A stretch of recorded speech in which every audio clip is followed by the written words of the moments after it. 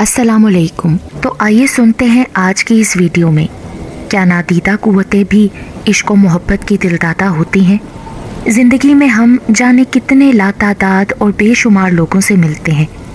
कुछ हमें अच्छे लगते हैं, कुछ बुरे, और कुछ ऐसे लोग भी होते हैं जो हमारे जहन में चिपक जाते हैं। और जब भी हम रोज़मर्रा की मसरूफियात से फरागत पाते हैं तो वो फ़ौरन जहन के पर्दे पर नमूदार हो जाते हैं। फिर चाहे जितनी भी कोशिश कर लें, इन ख्यालात से छुटकारा नहीं पा सकते। मेरी ज़िंदगी में भी एक ऐसी ही शख्सियत मौजूद थी। ज़िंदगी की किताब के बहुत से सफ़हात आगे बढ़ चुके हैं, मगर वो शख्सियत अपनी जगह उसी तरह बराजमान है। स्कूल के ज़माने में हम 3 दोस्तें थीं, मैं, बतूल और मारूख। फिर स्कूल ख़त्म होने के बाद हम सब ने एक साथ कॉलेज में जाने का फ़ैसला किया। आज हमारा कॉलेज में पहला दिन था। हम बुरी तरह कंफ्यूज थीं। हमारी पहली क्लास 9 बजे थी और 9 बजने में सिर्फ 15 मिनट बाकी थे। कॉलेज नहायत वसी और अरीज़ इमारत में फैला हुआ था। हर तरफ बेशुमार लड़कियां आ जा रही थीं, लेकिन हमारी हिम्मत नहीं पड़ रही थी कि किसी को रोक कर अपनी क्लास का पूछते। कशफ, सिर्फ 10 मिनट हैं, प्लीज़ यार तुम ही किसी से पूछ लो, वरना पहले दिन ही लेट हो जाएंगे। बतूल ने इल्तिजाइया अंदाज में मेरी तरफ देखा और आखिरकार हिम्मत करके मैंने पास से गुजरती हुई एक लड़की को रोक लिया। एक्सक्यूज़ मी, क्या आप बता सकती हैं कि फ़र्स्ट ईयर की इंग्लिश की क्लास किस तरफ है? जी, मैं भी आपकी ही क्लास फेलो हूँ, आप मेरे साथ आएँ, मैं भी उसी तरफ ही जा रही हूँ। Thank you so much. हम सब ने सुकून का सांस लिया और उसके साथ चल दिए। By the way, my name is Gul Ahmed Siddiqui and yours? उसने अपना तारुफ करवाते हुए हमसे पूछा, तो मैंने जवाब दिया, मेरा नाम कशफ इब्राहिम है, ये मेरी फ्रेंड्स हैं बतूल और Mahrukh. Nice to meet you, उसने मुस्कुराकर जवाब दिया। शायद ये उसकी शख्सियत का खासा था, वो मुस्कुराते हुए और भी प्यारी लग रही थी। मैं दिल में एतराफ़ किए बिना ना रह सकी। खैर, उसके बाद रस्मी अलैक सलैक और तारुफ के बाद हम क्लासरूम तक पहुंच गए। गुल की बड़ी बहन भी इसी कॉलेज में पढ़कर गई थी, इसलिए उसे कॉलेज के बारे में खासी मालूमात थी और ये बात हमारे लिए बहुत सूदमंद थी। सो हमने क्लास के बाद भी उसे अपने साथ की पेशकश कर दी, जिसको उसने खुशदिली से कबूल कर लिया।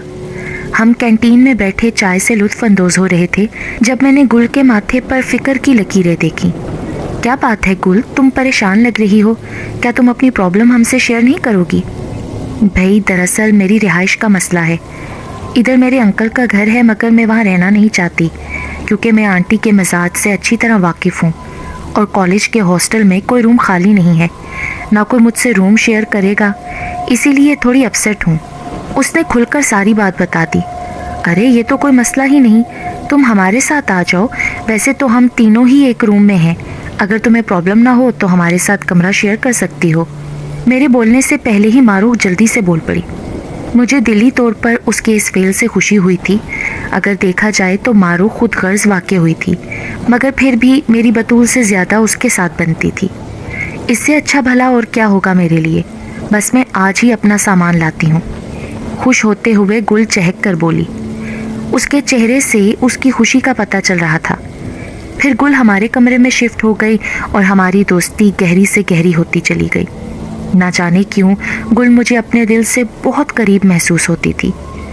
उसमें ना जाने क्या तिलिस्म था कि पल भर में हर किसी को अपना बना लेती थी। हर वक्त हंसती मुस्कुराती, कह कह लगाती, वो दिल में उतर जाती थी। वो थी भी निहायत खूबसूरत, बिल्कुल अपने नाम की तरह। वक्त गुजरता गया, अब हम कॉलेज के फाइनल ईयर में थे। मेरी दोस्ती बतूल और मारूख से ज़्यादा गुल से हो गई थी। बतूल तो इस मामले में कुछ न कहती, मगर मारूख अक्सर बातों बातों में बावर करा देती कि अब मैं वैसी नहीं रही, इन्हें इग्नोर करती हूँ, वगैरह वगैरह। मगर मैं उसकी बातों पर कान न धरती और अपने मामलात में उसे इंटरफेयर करने की इजाज़त ना देती। ऐसे में वो कुछ दिन तक रूठी रहती और फिर खुद ही मान जाती। अचानक हमारी ज़िंदगी में गोया ख़िज़ां सा छाने लगा। मैंने गुल को मुरझाते हुए देखा। अब गुल की पहले की तरह हरदम ताज़ा रहने वाली मुस्कुराहट न जाने कहाँ गायब हो गई थी और बात बात पर कह कह लगाने वाले लब खामोश रहने लगे थे। हम सब बैठी बातें कर रही होती और वो न जाने कौन सी दुनिया में चली जाती, हर वक्त खोई खोई रहती। पूछो तो कुछ नहीं, ऐसे ही तुम लोगों का वहम है, ये बातें कहकर टाल जाती। रोज़ बरोज़ उसकी शख्सियत पुरअसरार सी होती जा रही थी। पहले वो कभी क्लास मिस नहीं करती थी और अब आए रोज़ क्लास से गैर हाजिर होती और पूरे कॉलेज में भी ढूंढने से ना मिलती। मैं इन हालात में हद दर्जा परेशान थी। पहले तो ऐसा कभी नहीं होता था। वो तो अपनी छोटी छोटी बात भी मुझसे शेयर करती थी, तो आखिर अब ऐसा क्या मामला था जो वो मुझे कुछ भी नहीं बता रही थी।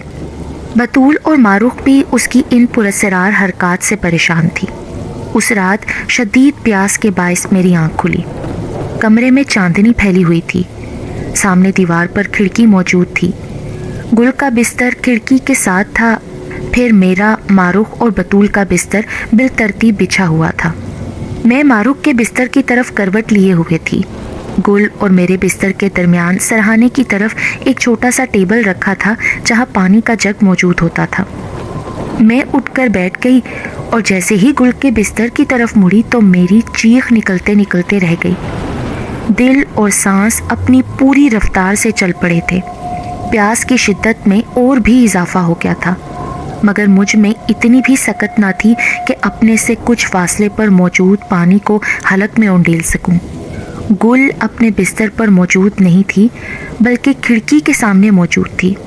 उसके बाल खुले हुए थे और सफ़ेद कलर की नाइटी पहने हुए थी। कमरे का माहौल अजीब पुरअसरार सा हो रहा था। वो न जाने किस से मध्यम आवाज़ में बातें कर रही थी। मैं उसकी बातें समझने से कासिर थी। वो मेरी तरफ पुश्त किए हुए थी। फिर वो अचानक पलटी। मुझे लगा मेरी सांस थम जाएगी। उसके चेहरे पर वही जानदार दिल जीत लेने वाली मुस्कुराहट रेंग रही थी, मगर आज मुझे इस मुस्कुराहट से खौफ महसूस हो रहा था। वो आहिस्ता आहिस्ता कदम मेरी तरफ बढ़ा रही थी। मैंने घबरा कर बतूल और मारूख की तरफ देखा तो वो पुरसकून नींद के मज़े ले रही थी और यहाँ मेरी हालत खौफजदा हिरनी की तरह हो रही थी जो शिकारी को अपनी तरफ बढ़ते हुए देख रही थी। मारूख, मेरे होंठ फड़फड़ा कर रह गए। मुझे अपनी आवाज़ खुद भी मुश्किल से सुनाई थी। शायद उस खौफनाक माहौल ने मेरी सारी कुव्वतें सल्ब कर ली थीं। उस वक्त मैं अपनी अजीज़ तरीन दोस्त को अपनी मौत समझ रही थी। गुल मेरे बिस्तर से 2 कदम के फासले पर थी। फिर वो पानी की तरफ बढ़ी और ग्लास में पानी उंडेल कर मेरी तरफ बढ़ा दिया। जब मैंने कोई पेशकदमी ना की तो वो मेरे करीब बैठ गई।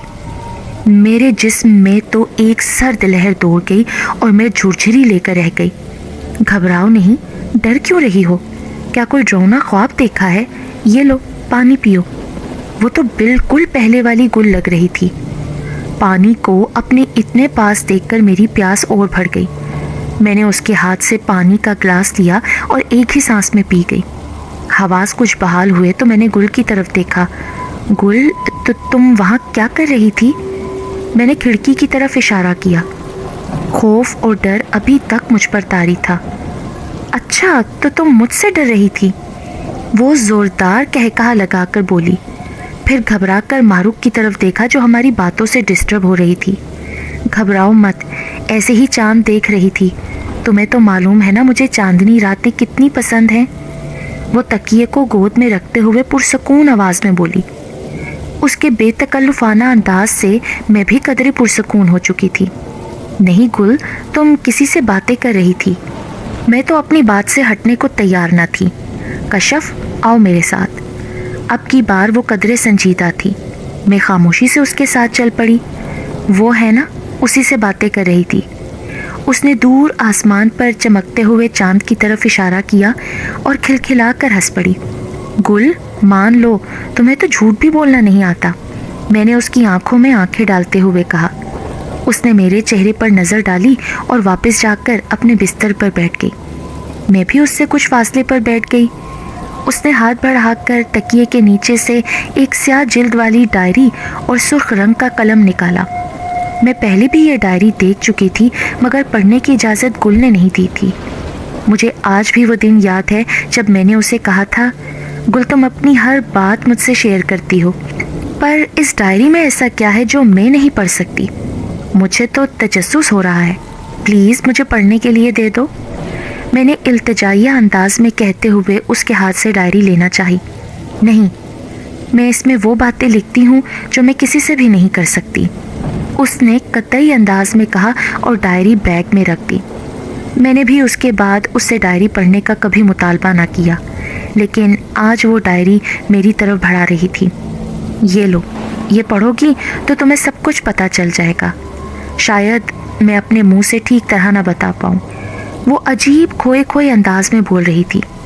میں نے ڈائری پکڑنے کے لیے ہاتھ بڑھایا ہی تھا کہ اس نے ہاتھ واپس کھینچ لیا۔ نہیں، ابھی نہیں، ابھی تم سو جاؤ، مجھے اس میں کچھ اور لکھنا ہے، آخری بار۔ وہ آخر میں تھوڑی آہستہ آواز میں بولی۔ میں نے چونک کر اس کی طرف دیکھا۔ آخری بار؟ آخری بار کیوں؟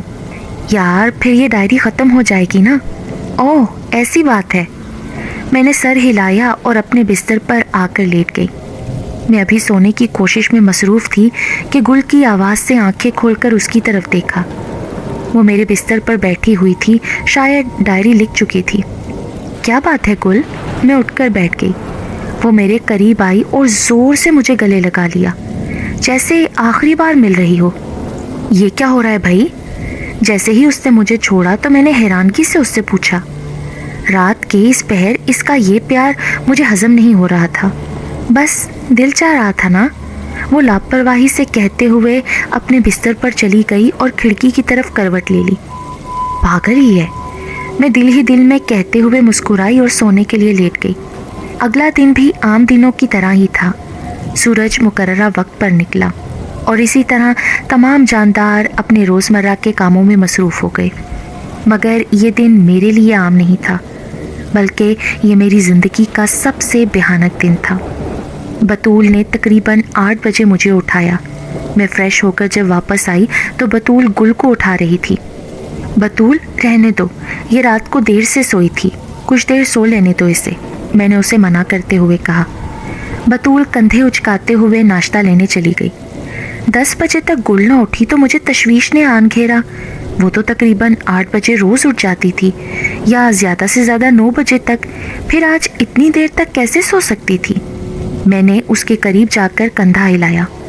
اس کا جسم مجھے اکڑا اکڑا سا لگ رہا تھا۔ میں نے گھبرا کر اسے سیدھا کیا اور چہرہ تھپ تھپایا۔ یہ جان کر میرے حواس گم ہونے لگے کہ اس کا جسم برف کی مانند سرد ہو رہا تھا، اور چہرہ ایسا تھا جیسے سارا خون نچوڑ لیا گیا ہو۔ اس کے باوجود ایک سکون سا اس کے چہرے پر پھیلا ہوا تھا، جیسے گل گہری میٹھی نیند کے جھولے میں جھول رہی ہو۔ میں نے گھبرا کر بطول اور ماروخ کو آواز دی۔ وہ بھاگ کر آئیں۔ ماروخ نے گل کی نبض چیک کی اور اس کے چہرے کا رنگ اڑ گیا۔ یہ تو اس کی نبض ہی نہیں چل رہی یار، وہ بمشکل ہکلاتے ہوئے بولی۔ بطول بھاگ کر وارڈن کو بلا لائی۔ ڈاکٹر کو بلایا گیا اور ڈاکٹر نے گل کی موت کی تصدیق کر دی۔ موت کی وجہ غالباً ہارٹ اٹیک بیان کی گئی تھی۔ ہمیں تو کچھ ہوش ہی نہ رہا۔ ہماری عزیز ترین دوست اس طرح ہمیں ہمیشہ کے لیے چھوڑ کر چلی جائے گی، یہ تو ہمارے وہم و گمان میں بھی نہ تھا۔ اس کے گھر والوں کو کس نے انفارم کیا، تدفین کے مراحل کس طرح طے ہوئے، مجھے تو کچھ یاد ہی نہیں رہا۔ کیا ہو رہا ہے، کیوں ہو رہا ہے، کچھ سمجھ ہی نہیں آ رہا تھا۔ لیکن وقت دنیا کا سب سے بڑا مرہم ہوتا ہے۔ اس نے ہمارے زخموں کو بھی قدرے مدھم کر دیا تھا، لیکن وہ ہمارے دلوں میں رہتی تھی۔ ہم ساری زندگی اسے بھلا نہ سکتے تھے اور یہ بات ہم بہت اچھی طرح جانتی تھیں۔ پھر جیسے تیسے فائنل ایئر کے امتحانات دیے اور واپس ہم اپنے اپنے گھروں کو لوٹ آئے۔ لیکن ابھی تو بہت سے انکشافات میرے منتظر تھے جنہوں نے میری الجھن کو دور تو نہ کیا، ہاں میری پریشانیوں میں مزید اضافہ ضرور کر دیا۔ مجھے گھر آئے تقریباً 1 مہینہ ہو چکا تھا جب میں نے اپنے بیگ کو کھولا تو اس میں میری چند ایک ضروری چیزیں موجود تھیں۔ جیسے ہی میں نے بیگ کو کھولا میری نظر گل کی سیاہ جلد والی ڈائری پر پڑی۔ میں نے جلدی سے ڈائری کو باہر نکالا۔ نہ جانے اس میں ایسا کیا تھا جو گل مجھے پڑھوانا چاہتی تھی۔ فطری تجسس کے تحت میں نے ڈائری کھولی۔ پہلے صفحے پر خوبصورت انداز میں گل احمد صدیقی لکھا تھا۔ اگلے چند صفحات پر اشعار لکھے تھے، پھر باقاعدہ تحریر کا آغاز تھا۔ یہ میری زندگی کی پہلی ڈائری ہے، پہلے میں ڈائری لکھنا فضول سمجھتی تھی، پر آج بازار گئی تو یہ خوبصورت پیاری ڈائری نظر آئی۔ بس میرے دل نے کہا خرید لو، اور میں نے خرید لی۔ کیوں، اچھا کیا نا۔ پھر اگلے چند صفحات پر اس نے اپنی روزمرہ کی چھوٹی چھوٹی باتیں لکھی تھیں۔ آج میرا کالج میں پہلا دن تھا اور آج ہی اتنی پیاری مخلص دوستیں مل گئیں، اور پتہ ہے آج ہی انہوں نے میری پرابلم حل کر دی۔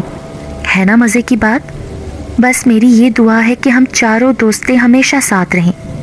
اس کی تحریر نے میری آنکھوں میں نمی سی بھر دی۔ میں نے جلدی سے صفحہ الٹ دیا۔ ہر لڑکی اپنی زندگی میں ڈھیروں خواب دیکھتی ہے، اور زیادہ تر خواب کسی دور دیس کے شہزادے کے متعلق ہوتے ہیں۔ میں بھی تو ایک عام سی لڑکی ہوں، تو میں بھی خواب دیکھتی ہوں، لیکن یہ تو میں نے کبھی سوچا بھی نہ تھا کہ کبھی میرے ان خوابوں کی تعبیریں بھی میرے نصیب میں لکھی ہوں گی۔ وہ شہزادہ جو صرف خوابوں میں میرے ساتھ ہوتا تھا، حقیقت میں میرے سامنے آ گیا ہے نا عجیب؟ بس اب میری منزل دور نہیں ہے، بہت جلد میں اپنے خواب نگر میں چلی جاؤں گی، بہت جلد۔ یہ کیا لکھا گل نے؟ اس نے کبھی مجھ سے اپنے خوابوں کا ذکر نہیں کیا تھا، اور یہ شہزادہ، یہ کون ہے؟ عجیب عجیب سوال میرے ذہن میں سر اٹھا رہے تھے۔ میں نے سوالوں کو جھٹکا اور صفحہ آگے پلٹ دیا۔ میں بہت خوش ہوں، دل چاہتا ہے ساری زندگی اسی طرح اس کے ساتھ دنیا جہان کی سیر کرتی رہوں۔ اس نے مجھے پوری دنیا گھمائی ہے، بس میں آنکھیں بند کرتی ہوں اور ہم دنیا کے مختلف کونوں میں سیر کو نکل جاتے ہیں، لیکن وہ کہتا ہے وہ مجھے دوسری دنیا میں لے چلے گا جو اس دنیا سے کہیں زیادہ حسین ہے، جہاں میں اور وہ ہمیشہ ہمیشہ کے لیے سنگ سنگ رہیں گے۔ لیکن اس سب کے لیے مجھے اپنے بہت سے پیاروں کو چھوڑنا پڑے گا، اور یہ میں کب کر سکوں گی بھلا؟ کیونکہ میں تو اپنے پیاروں سے بہت پیار کرتی ہوں۔ میرے ماں باپ، میری بہن، میری دوستیں، میں ان کی جدائی کو برداشت نہیں کر سکوں گی، تو میں نے فیصلہ کیا ہے میں اس سے بولوں گی وہ میرے ساتھ اسی دنیا میں رہے۔ ہم یہاں بھی تو خوش رہ سکتے ہیں نا۔ بس آج میں اسے اپنا فیصلہ سنا دوں گی۔ گل کی یہ چیزیں پڑھ کر میری تو مزید الجھن بڑھتی جا رہی تھی۔ وہ کس کے متعلق بات کر رہی تھی؟ مجھے کچھ سمجھ نہیں آ رہا تھا۔ وہ مجھ سے روٹھ گیا ہے، واپس لوٹ گیا ہے۔ اس نے مجھے 1 مہینے کا وقت دیا ہے، یا تو مجھے اسے چننا ہے یا اپنے عزیزوں کو، مگر میں کیا کروں؟ اس کے چلے جانے کے بعد ہی تو مجھے پتہ چلا ہے کہ میں اس سے دور رہنا تو دور کی بات ہے، دور رہنے کا تصور بھی نہیں کر سکتی۔ ان 3 مہینے اور 10 دنوں میں وہ مجھے سب سے زیادہ عزیز ہو گیا ہے۔ میرے آگے کی پوری زندگی اس کے ایک فیصلے پر منحصر ہے۔ آخر وہ پراسرار شخصیت ہے کون؟ میرے ہاتھ الجھن کا کوئی سرا نہیں آ رہا تھا۔ آج وہ آیا تھا، میری طرح وہ بھی بے تاب و بے چین تھا، اور جب میں نے اسے اپنا فیصلہ سنایا تو خوشی کے مارے اس کا برا حال ہو رہا تھا۔ اس کی ایک خوشی کی خاطر تو میں اپنی ذات مٹانے کو تیار تھی۔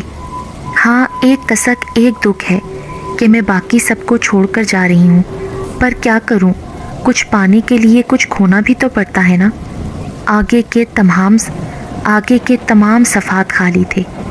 میرے دل و دماغ میں عجیب اضطراب چھانے لگا تھا۔ یہ ڈائری، اس میں موجود تحریر اور خود گل کی ذات میرے لیے ایک ایسے دھاگوں کے گچھے کی طرح تھی جس کو جتنا سلجھانے کی کوشش کروں اتنا ہی الجھتے جاتے تھے۔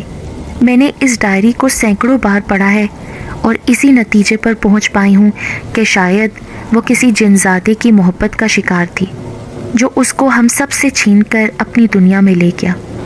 آج زندگی بہت آگے آ چکی ہے، مگر جب ہی کوئی لمحہ فراغت کا ملتا ہے، چھم سے گل میرے دماغ کی اسکرین پر نمودار ہو جاتی ہے، لیکن اس کی ذات کا معمہ آج تک مجھ سے حل نہیں ہو پایا۔